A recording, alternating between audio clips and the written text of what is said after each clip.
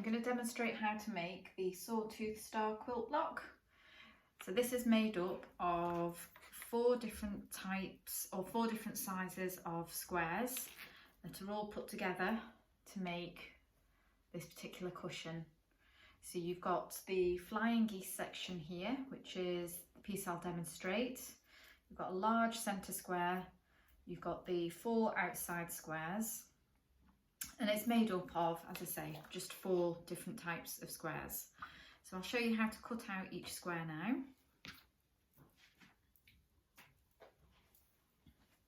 To excuse the building works, you might hear some banging. I might put some music on while I'm not talking. Okay. So I will send you all a link with the dimensions of what you need to cut out once you've decided your overall size of your section. Okay. We'll start on this side here. Okay, so you want to start at the edge of your fabric or whatever you have.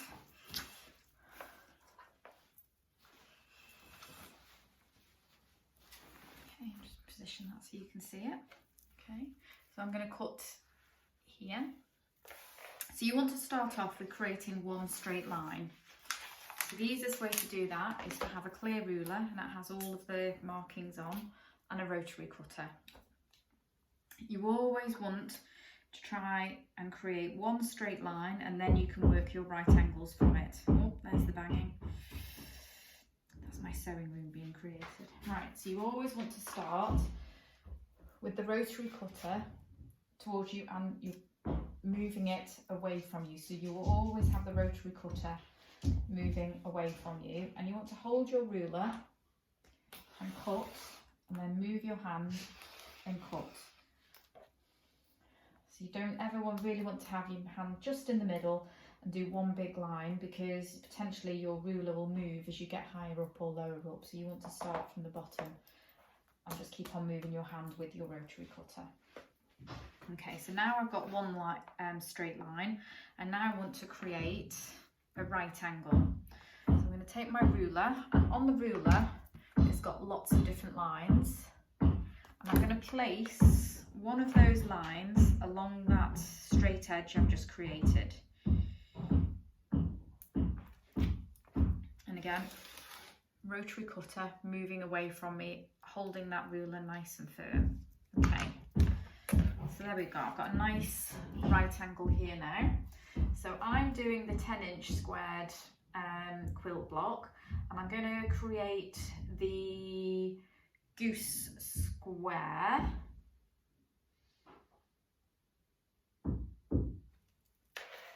Which for mine is 6 1/4 by 6 1/4. Now my ruler only goes to 6 inches. So I'm actually going to swap over now to this square ruler, which goes all the way up to 12 inches. Okay, so I'm going to place my ruler like this, and I'm going to find the 6 1/4 inch marker going this way and the 6 1/4 inch mark going that way, and that line is where I'll place those 2 straight edges that I've just created.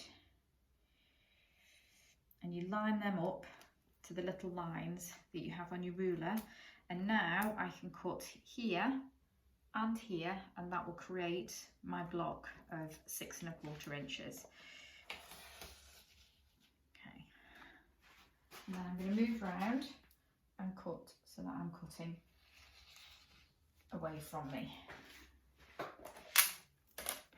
Okay, and there, that's one square. Okay.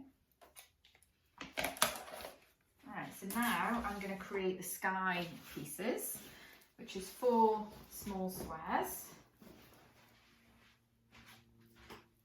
And I'm using this panda fabric for that. And these, I need 4 squares at 3 1/2 inches.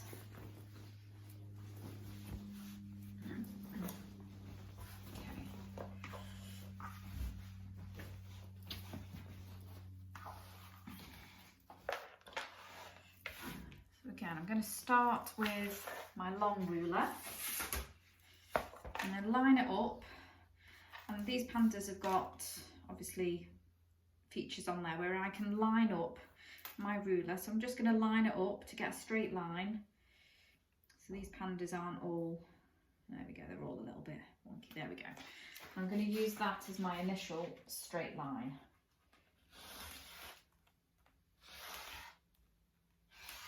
Okay, so that's my first straight line. And because they're only 3.5 inches, I'm just going to use the edge of the ruler for my right angle. Okay. So now I'm just going to create one long continuous strip of 3.5 inches wide. So again, I'm just going to place my ruler at the 3.5 inch section, and then I'm going to cut along here.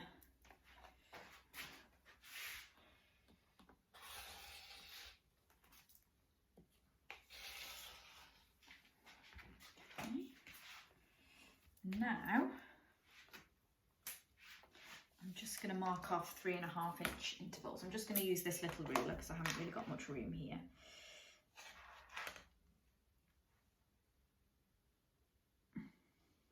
Again, it's just using the lines to make sure that you've always got a lovely right angle when you're cutting. So that's one.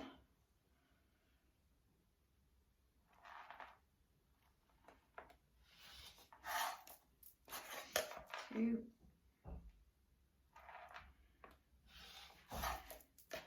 Three. And four.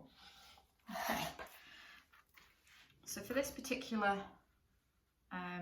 quilt block, you need 1 square for your goose, which will be this section here, 4 sections for your sky, which are the points. You need 1 section for your centre, and then 4 little squares for the outside. So 10 squares in total. Okay, so now I'm going to show you how we piece those together to make the flying geese. Okay, so for each of your sky sections, you want to turn them over. I'm going to draw a line diagonally from corner to corner, and I'm using a heat pen, so they're like friction pens, so as soon as you place an iron on them, the mark disappears. Okay, so I've drawn one line. Now I'm going to draw another line 1/4 inch away from that. So I'm just going to use the lines on the ruler. So I've got a 1/4 inch line. I'm going to place that on my line that I've just drawn, and then the edge of the ruler is where there. I'm going to draw my next mark. Okay, very good. See that very well. And this is the line where you're actually going to sew with these outside lines. Okay. Okay, so you have 3 lines like that. Okay, so we'll do it on the next one. Do that quickly.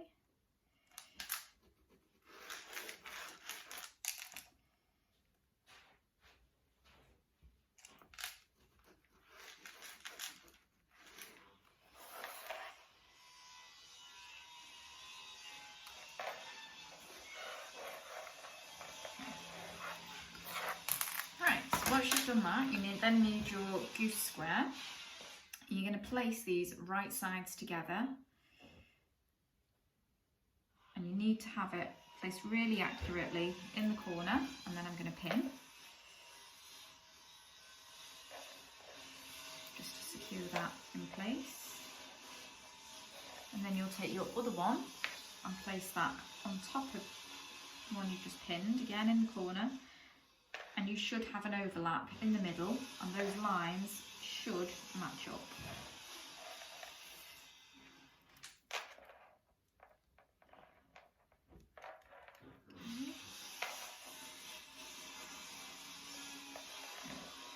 And now we're going to sew down those 2 outside lines that we've just drawn.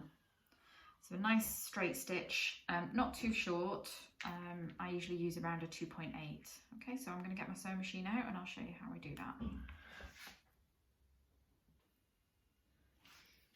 Okay, so I've turned my, put my presser foot down, and I've just brought my needle down slightly so I can see where it's going to pierce the fabric, just to make sure that I've got it on that line. I'm not starting to sew right at the edge of the fabric because sometimes your fabric will pucker. So I'm going to sew a few stitches reverse and then keep going, but I'm going to hold on to these threads at the back just to have a little bit of tension.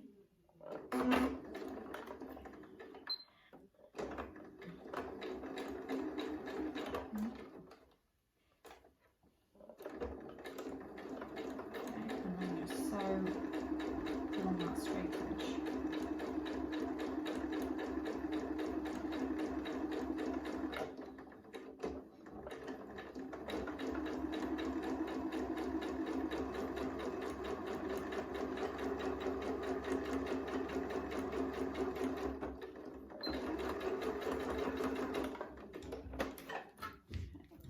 Same on the other side.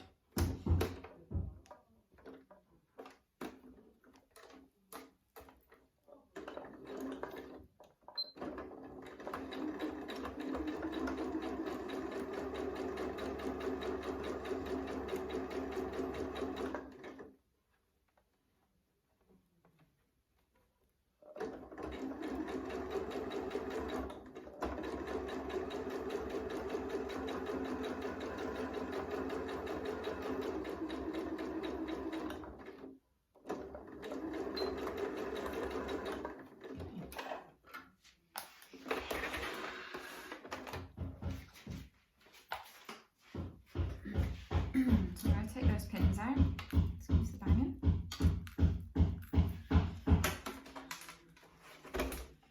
And now we want to cut down the middle line that you drew earlier, so from corner to corner.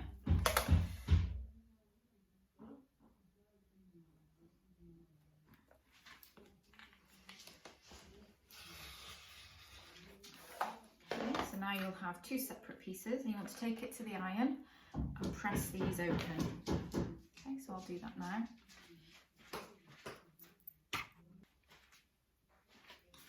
Okay, so they've been pressed open, and now I've drawn the lines on the other two squares that I had remaining, and now you're going to place those face down in the corner again.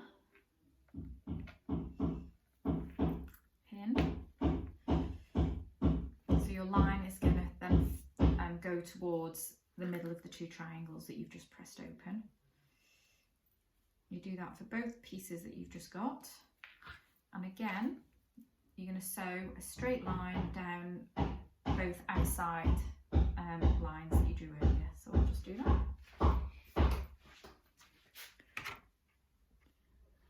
Okay, so I've sewn those now, and again I just need to cut down the middle of those two sections.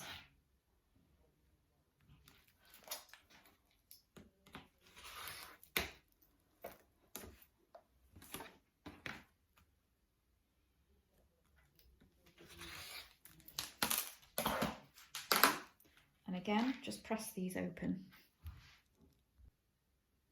Okay, so there's my 4 sections. So these will now be the goose and squares, and these are the pointy sections of your cushion.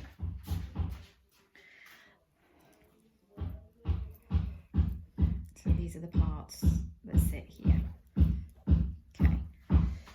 But what you will notice is you'll have these little extra bits that are pointing out. So we just need to do what's called squaring up. So we want them to be, for these particular ones, 3 inches by, I think it's 5.5, because what you want is for the width of your rectangle to be exactly the same as your middle square, and then obviously the height of them to be the same as your outside squares, because they're all going to sit together. So I'm just going to make sure that they're nicely even, and always make sure that you have 1/4 inch from the point of your square to the edge, because when you attach them together you will be using a 1/4 inch seam allowance, and you don't want that point to disappear, because that actually makes your lovely star shape. So I'm just going to do that now.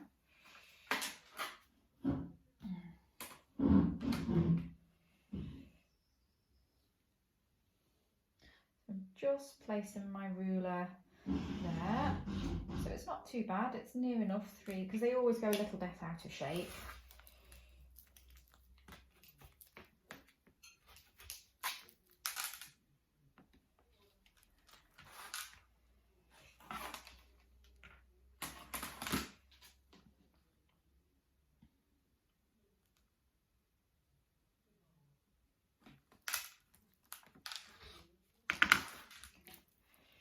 So that's it, nice and rectangular now. So I'm just going to do that with all of the others. Okay, so this is now how you're going to put your quilt top together. So you're going to have 3 rows, and we're going to attach these 3 pieces together, then these 3, then these 3. So to do that, you take your outside piece and place it next to this one, right sides facing, and you're going to sew 1/4 inch seam allowance along here, and then do the same with this, right sides together and 1/4 inch seam allowance, and do that with all 3 blocks. So I'll do that now. So that's all 3 pieces sewn together. I've pressed them and I've ensured that my seams are facing in the opposite direction. So I've pressed that one so they're pointing outwards, and these so that they're pointing inwards. So I need to redo that one. And that's when we sew these 2 pieces together, those particular seams are in opposite directions, and it's just easier to sew together. So now I'm going to place this one right sides facing on here. And you want to make sure that these edges are matching. So I'm going to put them together and I'm going to pin those in place.